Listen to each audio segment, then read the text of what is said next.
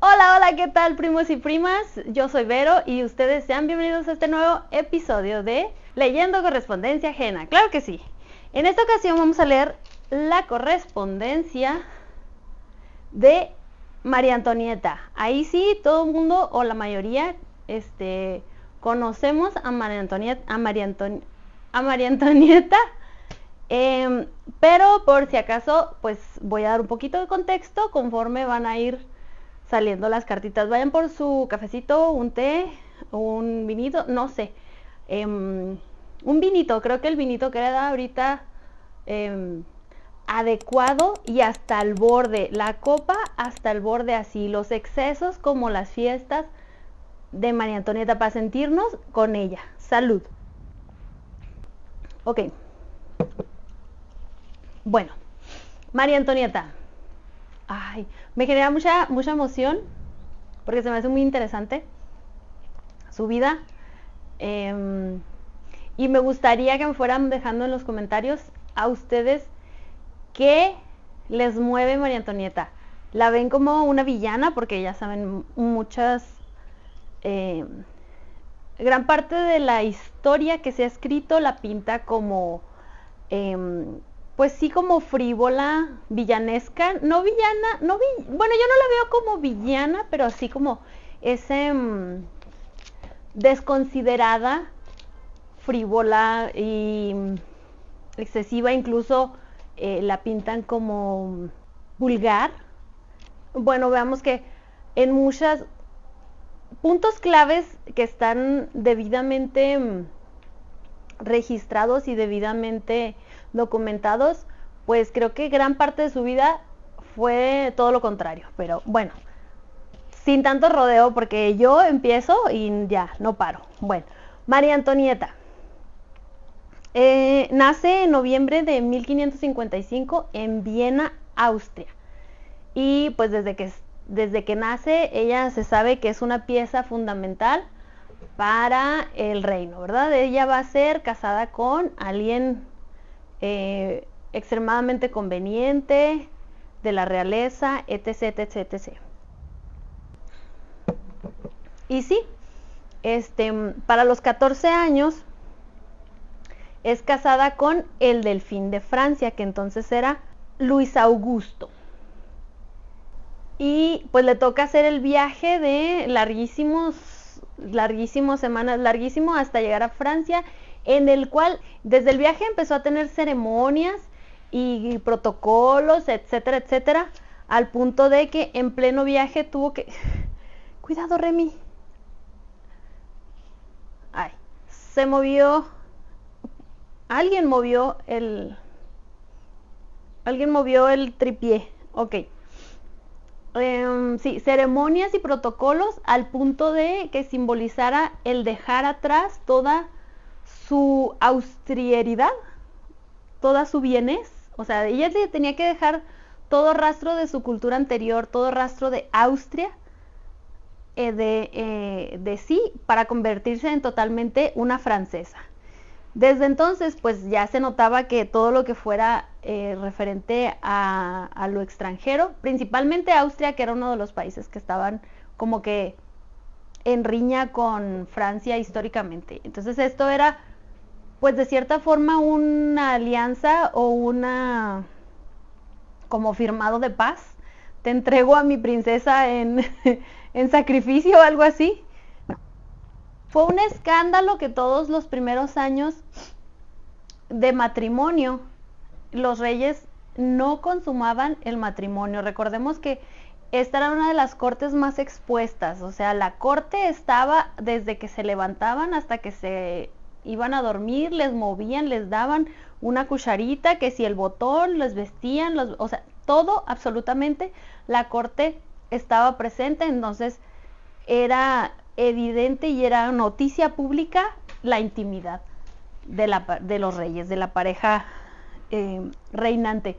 Entonces, todavía 7 años después de su matrimonio, de casados, ellos no consumaban su matrimonio.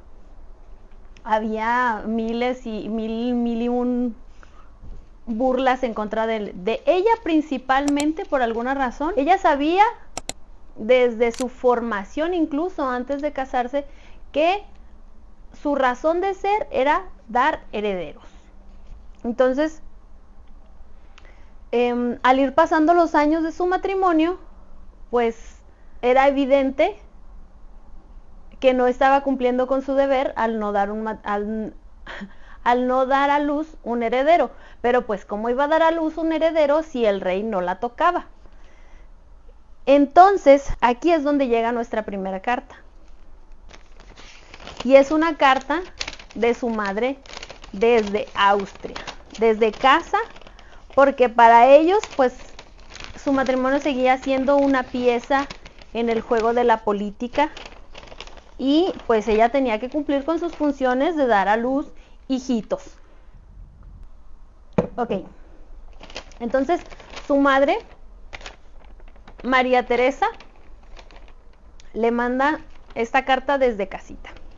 Hija mía, me encuentro profundamente preocupada por las noticias que he recibido desde Francia. ¿Cuánto tardarían en llegarle las noticias? De por sí el correo es lento. Ahora imagínense entonces. No comprendo cómo, después de tanto tiempo, no se ha producido aún lo que es esperado de vuestro matrimonio y de tu ser, de tu esencia, que para eso estás hecha, para eso naciste, prácticamente. Sí, esas eran las ideas literalmente que se les daban. Imagínate que ahorita te digan que tu única misión en la vida es dar a luz hijos, y específicamente varones. O sea, tú tienes que dar todavía a estas alturas de la vida, dar a luz varones. Bueno, esta posición no solo afecta vuestra posición, sino también la dignidad de la corona que representáis. Sí, recordemos que es... perdón, estoy en un modo muy... Me faltó solemnidad, creo, en la lectura de... Ok, corrijo. De aquí en adelante. Os recuerdo que no solo sois una joven esposa, sino la Delfina de Francia.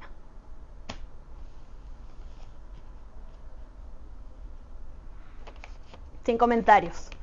O sea, iba bien, no eres solo no solo eres una joven esposa, eres más, pero sigue limitando a, eres la Delfina de Francia.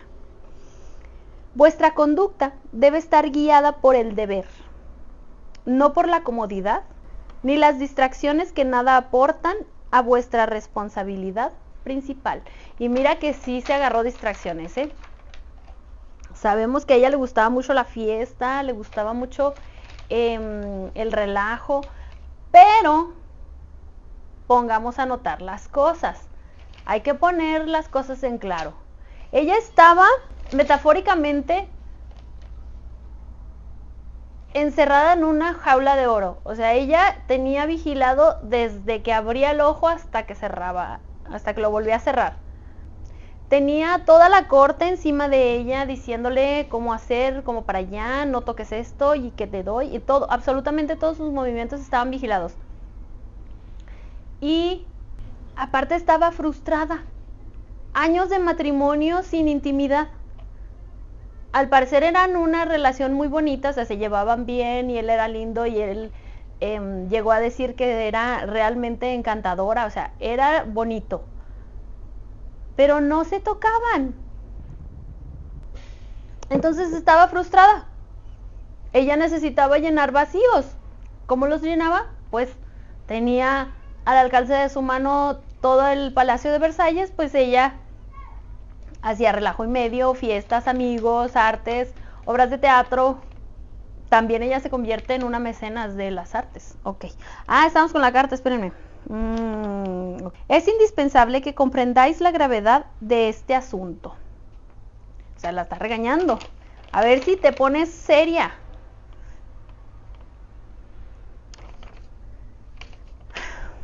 De ello depende no solo vuestro futuro, sino el equilibrio de nuestras casas. Ya, toda la responsabilidad en tener un chamaco. toda la responsabilidad en que hagas tus cosas.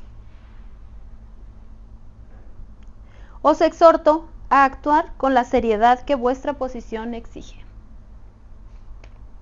O sea, no andes, eres la princesa, la delfín, sí, eran príncipes, pero eran los delfines de Francia. Se me ha hecho muy loco eso de que sean los delfines, el delfín de Francia. Ok, vuestra madre, María Teresa. ¡Qué cariñosa! ¡Qué madre tan cariñosa! Ok, para los 18 años que fallece el rey de Francia, entonces pasan a asumir el trono ellos dos y se convierten en los reyes de Francia. Ahora sí, son los reyes y señores. Siguen sin consumar el matrimonio, les recuerdo. Entonces, apenas siendo los reyes, Luis le regala a María Antonieta el Petit Trianon.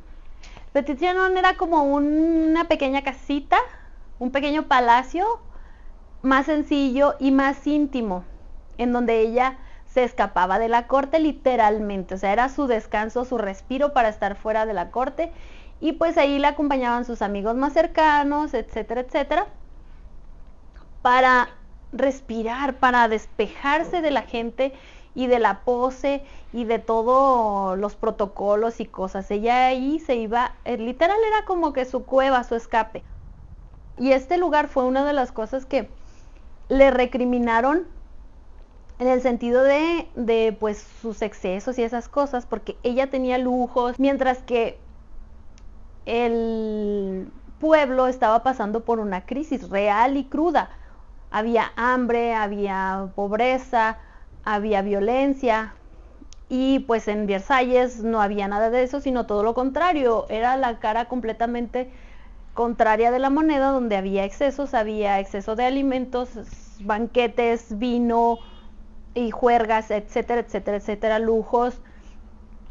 Y mientras el pueblo se moría literalmente de hambre y enfermedades. Mi problema con esto es que ese Petit Trianon no fue hecho para ella.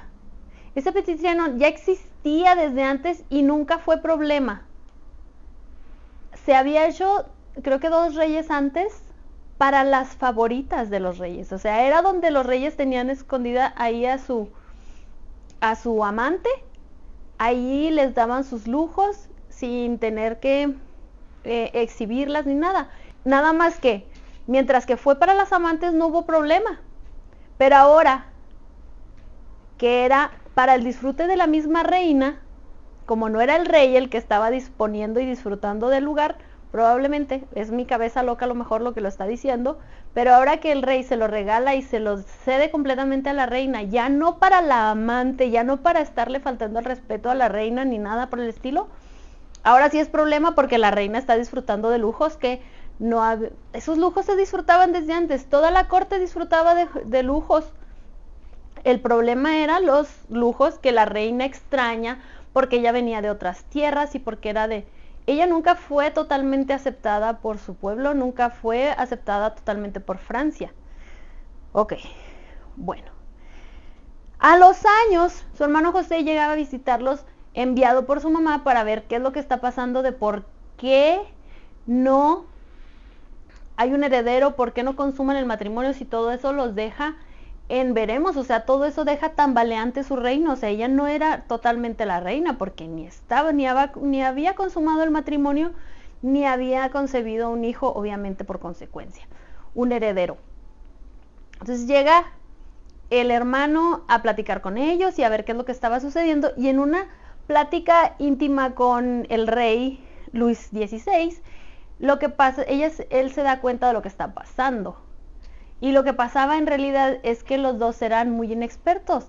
Ellos no sabían ni cómo ni por dónde. O sea, era una época en la que no se hablaba de sexualidad. Entonces ellos no tenían ni idea de qué era lo que tenían que hacer. Entonces les decían, ustedes échenle ganas. Y ellos, sí, lo que eso signifique. Entonces, pues José le da la orientación necesaria y entonces es cuando por fin A los 7 años se consuma el matrimonio de los ahora reyes de Francia. Y al año, voilà, nace la primer niña. Era una niña, y toda Francia dijo, una niña. Pero María Antonieta no. María Antonieta dijo, es mi hija, ella no es de Francia, ella es mía. Ella no es una princesa, ella es mi hija.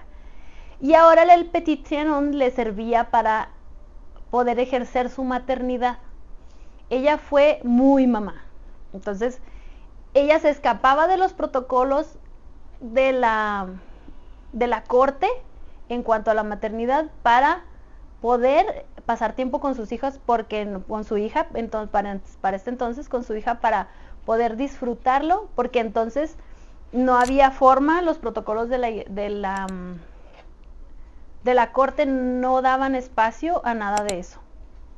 Era escandaloso que la reina le diera ese espacio a los hijos y viviera esa maternidad. ¿Cómo se va a encargar de sus propios hijos si es la reina de Francia y tiene mucha gente que le ayude y que hagan los demás? Toda la corte tiene para que carguen a sus bebés. Se dice que en una mascarada, no estoy segura si fue antes o después de ser reina, pero en una mascarada conoce a Axel von Fersen. Y él, pues, yo quiero pensar y supongo que fue desde antes de ser reina, o por lo menos antes de consumar su matrimonio, porque pues él le llamó la atención muchísimo y comenzaron cierta conversación. ¿Qué se sabe? Mucho, no, pero se sabe que hubo una gran amistad entre ellos y amor, o sea, hubo mucho amor entre ellos. De eso a que se consumara carnalmente esa relación, pues depende de la versión que leas, ¿verdad? Yo quiero pensar que, no sé, no me importa, pero sus cartas están, son un misterio. Qué misterio. Realmente no se sabe a ciencia cierta, así exactamente lo que decían sus cartas, porque misteriosamente fueron censuradas, así, como los archivos esos que a veces publican de que, estos archivos de investigación y luego salen así todos negros, así. Entonces, con la tecnología actual se ha tratado de censurar esas cartas y pues se han sacado frases, algunas frases, fragmentos, pero no existe como tal una carta completa de Axel von Fersen. Entonces, ChatGPT me ayudó a crear como un compendio, una reconstrucción de lo que pudo haber sido una carta de María Antonieta dirigida a Axel. Entonces, aquí la tenemos con esa aclaración previa, ese disclaimer, que no es una carta tal cual, sino que según las frases que se han encontrado, pues se hizo un acomodo para lo que pudo haber sido una carta dirigida a von Fersen. Bueno, dice: mi querido y amado amigo, desde vuestra partida... es que a todo esto, él no estaba permanentemente en la corte. De hecho, creo que él no era tal cual parte de la corte, pero él era como formaba parte del ejército. Él era pues no me queda, era un aristócrata y ocasionalmente le tocaba salir a batalla. Se integró a las fuerzas armadas de alguna forma. Entonces, de hecho, él toma la decisión de ir de salir precisamente porque ellos eran conscientes de que no debía estar ahí. O sea, hay versiones en que dicen que él tenía un amor tan inmaculado por ella que jamás llegó a mancharlo con de ninguna forma. Pero lo que sí es que era completamente leal a ella y a la corona. Entonces, llegó un punto en el que él prefirió alejarse irse a la batalla para no estar cerca de la persona a quien amaba pero no podía amar, a quien amaba pero no podía tener, y aparte renunció al matrimonio y dijo, no puedo estar con nadie que no ame, si aparte yo no puedo estar con quien quisiera y a quien amo. ¡Ay! Algo así. Palabras, mejor dicho, obviamente no con mis trastabilleos, pero bueno. Ok, regresamos a la carta. Mi querido y amado amigo, desde vuestra partida, todo parece haber perdido la luz. Recordemos que muchos años estuvo con su esposo, siendo amigos, prácticamente compitas. Muy bien, todo muy a gusto, todo tranquilo, pero demasiado tranquilo.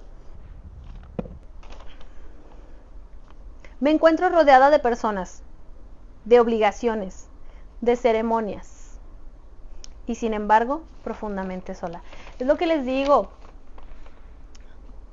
Era vivir en una jaula de oro porque todo estaba lleno de protocolos desde el día, o sea, todo tenía una forma de hacerse y una obligación para con la corona y con la corte y con la nobleza, tenía todas las obligaciones del mundo. Pero ella, pues no, ella no podía ni respirar. Hay palabras que no puedo escribir con libertad, lo sabemos. No porque no las sienta, sino porque el mundo en el que vivo no me lo permite. Volvemos a lo mismo. Ella formaba parte de algo más. No tenía una vida. Ella no era dueña de su propia vida.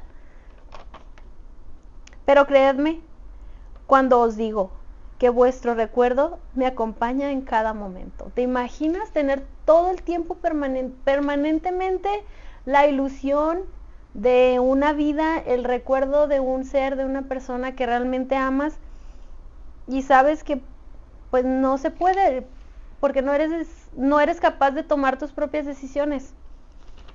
Y no es que no seas capaz, sino no se te permite. No olvidéis jamás a quien os guarda en su corazón, con una ternura que no se atreve a nombrar. Pues no, porque si la nombraba cuello. Vuestra siempre, M. Ya sabemos quién eres. Este sí es como una novela trágica.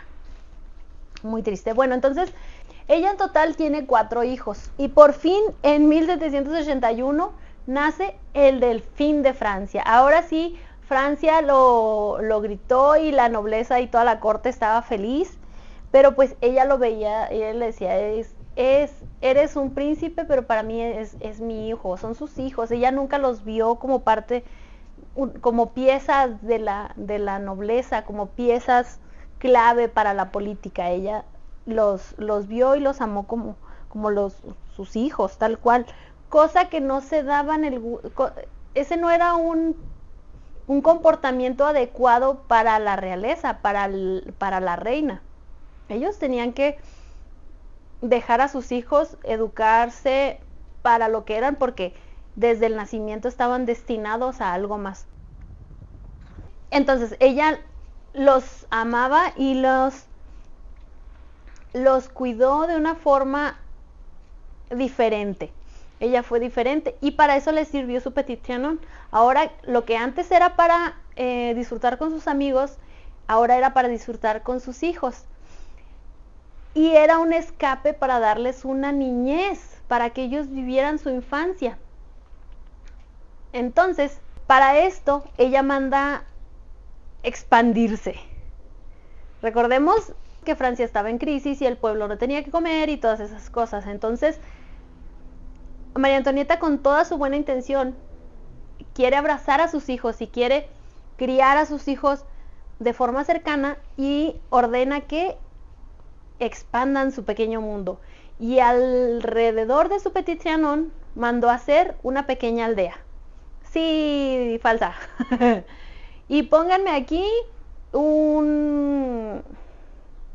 un establo y aquí una lechería. Ah, pero que funcione, que tenga vaquitas y que tenga personal. Y acá me van a poner una panadería. Y aldeas. Y la aldea, pues, ¿qué necesita? Casitas. Las casitas van a ser para mis amigos. Entonces hizo un pequeño pueblo privado en donde estaba todo lo necesario para subsistir. Había huerto, había un establo con vacas, o sea, una lechería, y tenían ovejas, gallinas, todo como una pequeña granja.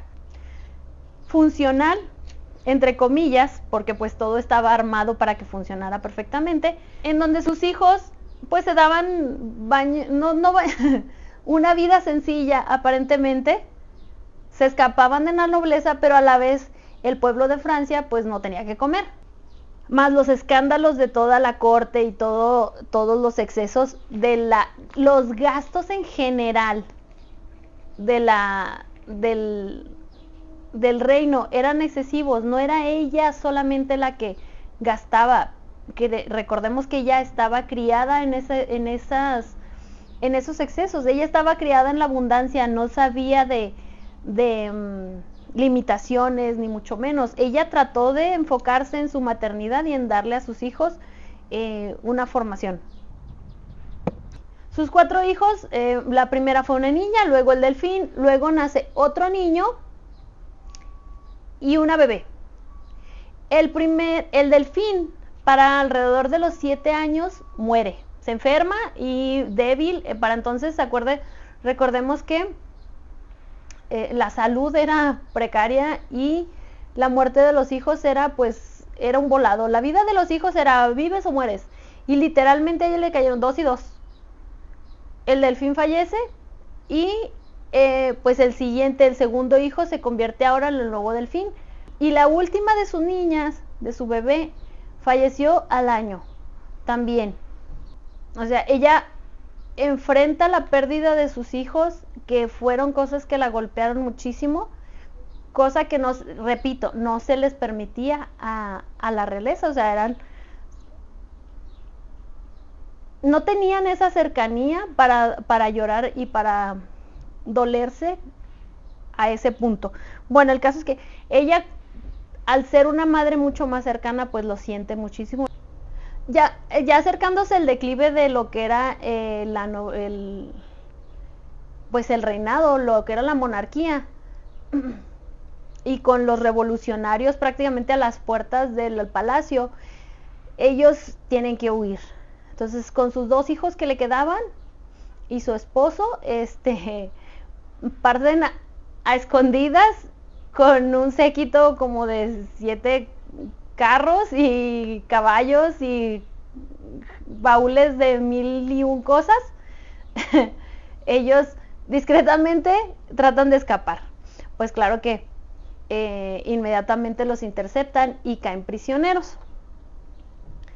Inmediatamente al rey Luis XVI pues lo llevan a ejecutar y a ellos los llevan prisioneros. Se dice que varias veces se intentaron hacer escapes y se le propusieron varias formas de escape y ella se negó, porque pues la cosa fácil era rescatarla a ella, pero ella nunca quiso dejar a sus hijos, cosa que hijos que más adelante le retiraron. O sea, a la niña se la quitaron, creo que fue a ella primero y luego a él, y los tuvieron siempre por separado a los 3. Creo que el niño se llevó la parte más triste, porque fue encerrado, maltratado, mal alimentado, manipulado, y se dice que más adelante sí dijeron que estaba en una situación totalmente precaria, parecía otro, incluso no parecía un niño funcional. O sea, era como si hubiera tenido bueno, a lo que yo leí y investigué y vi, como si fuera un retroceso del niño y no pareciera, o sea, ni siquiera un niño, no digamos ya no digamos de la nobleza, pero un niño normal. Entonces, A su hija también la tienen, a su hija también la tienen prisionera y también la obligan, tengo entendido, a declarar en contra de su madre. ¿Cómo? Pues no lo sabemos. Nos podríamos imaginar mil y un cosas, pero yo, por ejemplo, soy partidaria de no hacerlo por salud mental y porque soy mamá.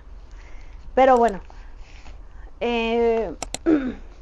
llega un punto, llega el momento de su juicio y la declaran culpable de conspirar en contra de la libertad de Francia. Lo que eso para la monarquía o entonces y la revolución signifique, porque pues era ella una reina, ella era la reina, entonces su función era literalmente gobernar.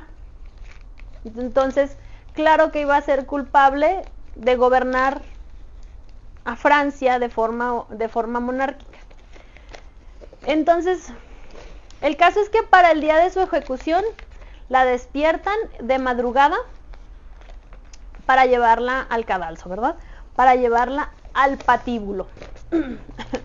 Y entonces es cuando ella escribe su última carta que está inmortalizada en lo que en su tumba, porque ya no está ahí su cuerpo, pero en donde fue enterrada después de, se hizo monumentos y ahí se inmortalizó esta carta que ella escribió antes de ser llevada a su ejecución. Esta es una carta larguísima, y donde las versiones que yo encontré eran varias diferentes, como si tomaran diferentes fragmentos de la misma carta. Claro que lo más importante como que siempre es la base, pero literalmente está escrita completa en esa tumba, en esa capilla, creo que es una capilla. Y pues yo hice lo mío, ¿verdad? Y de las versiones que yo encontré, armé lo que para mí fue la versión un poquito más completa de lo que se supone que, de todo lo que encontré. Y aún así creo que pues faltan detalles de la carta original. Le escribió esta carta a su cuñada, a quien quería como una hermana, ¿sí? Ok. Son las 4:30 de la mañana y es a ti, hermana mía, a quien escribo por última vez. No sé por qué siento que esta carta me va a llegar. Nunca la he leído completa en voz alta. Acabo de ser condenada. E ignoro si esta carta llegará a vuestras manos. O sea, estar abriendo tu corazón sin siquiera tener la seguridad o la certeza de que ese mensaje va a llegar. Me suena más a un desahogo, o sea, literalmente sacarlo por paz. Sabéis que siempre he amado a mis hijos y a vos, mi querida hermana, que por afecto habéis sido para mí más que eso, una verdadera amiga. Siempre.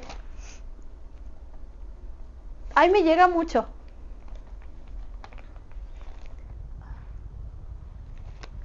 Me llega mucho porque cuando realmente tienes a esa amiga, esa hermana, esa amiga o esa persona que se convierte en tu hermana, es un apoyo, es un pilar, es una alegría y literalmente es con la persona con que compartes y abres tu corazón. Ahorita vengo cayendo en cuenta que así como ella, yo tengo a mi cuñada, a quien le dejaría a ojos cerrados mi última carta también.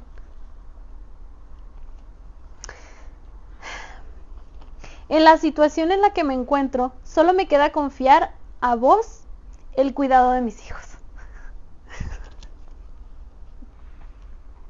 He pensado mucho en ellos. Y ya sabéis que solo existí para ellos y para vos, mi buena y dulce hermana. ¿Ya ven? Es lo que les digo. Ay, no me traje con... Ay, disculpen. No traigo Kleenex. Mi hija, ella debe sentir a su edad todo lo que pierde. Mi hijo, aunque más joven, comprenderá pronto la magnitud de su desgracia. Sí, porque estamos hablando de que el niño creo que tenía alrededor de 7 años y ella tenía 13, 14, más o menos creo. Que ambos sepan que muero con la firmeza que da la inocencia de conciencia. O sea, ella, es que es lo que les digo, ella solo estaba haciendo su trabajo para lo que fue educada, para ser reina y para criar príncipes. Bueno, dar a luz, ya ella los quiso criar. Me reúno con vuestro hermano y como él soy inocente. Espero mostrar la misma firmeza que él en los últimos momentos. Estoy tranquila como la está quien no tiene nada que reprocharse. Su conciencia estaba tranquila porque ella hizo lo que tenía que hacer. Lo demás, ella probablemente no era consciente de que sus excesos formaban parte de lo que estaba llevando a Francia a la ruina. Pero también se me hace muy fuerte concentrar en ella toda la culpa. Vos que por amistad lo habéis sacrificado todo para permanecer a mi lado, ¿en qué situación os dejo? No solo era ella el cariño que tenía, sino que ella se sabía apoyada incondicionalmente por su cuñada. Ay, no estoy. He sabido por las declaraciones del proceso que mi hija ha sido separada de vos. Para entonces, ella estaba consciente que su hija ya ni siquiera estaba con ella. La incertidumbre de saber qué está pasando con sus hijos y ni siquiera tener la tranquilidad de que están con la persona que tú confías. O sea, no sé cómo no se volvió loca y se mantuvo tan ecuánime y tan digna hasta el último momento. Dios mío, no me atrevo a escribirle, no recibiría mi carta. Aparte se sentía culpable. Ni siquiera sé si esta llegará a vos. Y no, spoiler, no llegó. Esta carta no la recibió su cuñada. Que mis hijos reciban aquí mi bendición. Recordadles que los amé con ternura y que los principios y el exacto cumplimiento de los deberes son la base de la vida. Todavía está aquí dando mensajes de educación a sus hijos, todavía dejándoles ahí un mensaje póstumo. He tenido que aprender durante el proceso que mi hija ha sido obligada a hacer acusaciones en contra de mí. Ella le tocó ver, obviamente, más bien no cómo los manipularon, pero sí las consecuencias de la manipulación de sus hijos para ponerlos en su contra o para obligarlos a declarar y decir cosas infames, eso sí es, algunas cosas horribles, al punto que la dejaron callada, privada, así, donde no podía ella asimilar lo que se suponía que sus hijos dijeron. Perdono a mi hija por todo lo que ha dicho. Claro.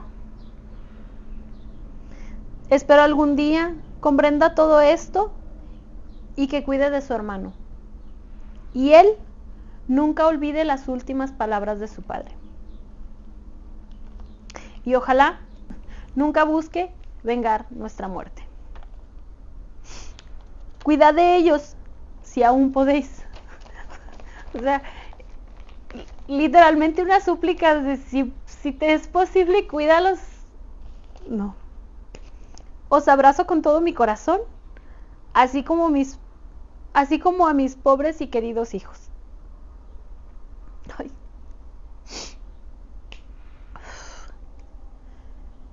¿Cómo me duele dejarlos para siempre? Esta parte, hay quienes dicen que probablemente sea como que un guiño y una despedida a Axel von Fersen, porque pues siempre fue su amigo, su querido amigo. Entonces dice, he tenido amigos.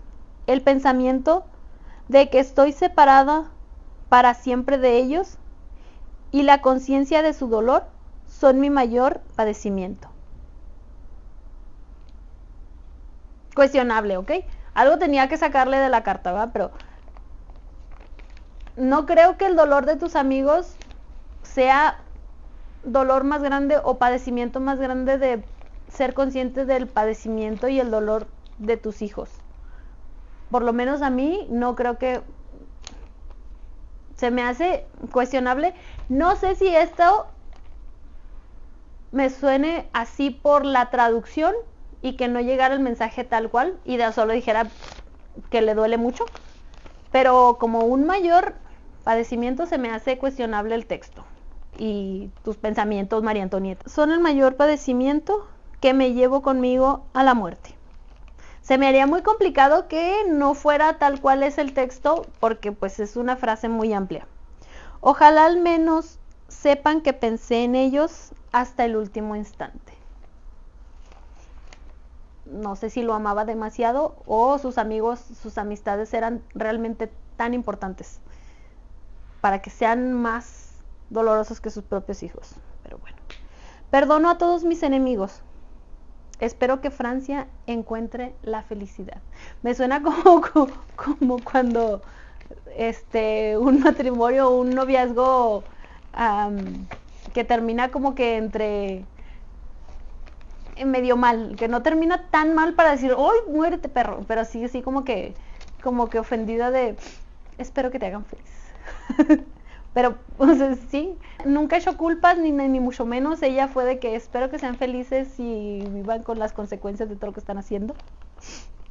Muy digna ella. Adiós, mi querida y buena hermana. Que esta carta os llegue. Y no llegó.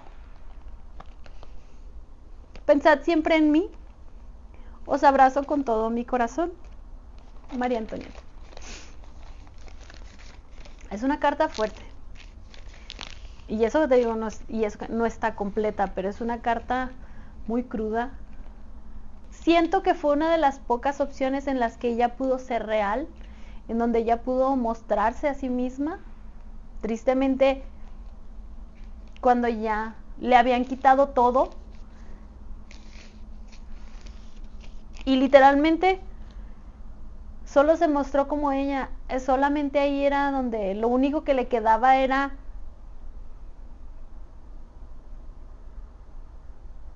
ella misma.